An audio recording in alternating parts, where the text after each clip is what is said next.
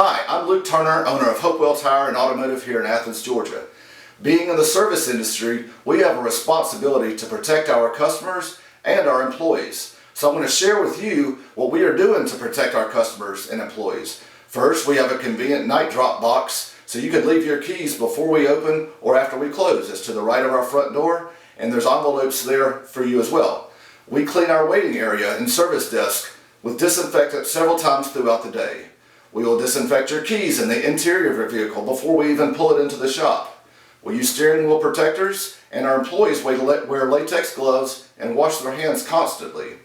We will also disinfect the car's interior using a disinfectant especially designed for automobiles before we return the vehicle back to you, so you're protected as well.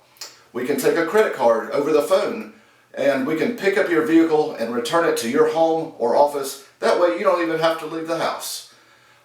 If you have any questions at all or want to know more about how we are protecting our customers and employees, please feel free to call me directly. I'm Luke with Hopewell Tire and Automotive. Thank you for trusting us to be your automotive repair shop since 1989.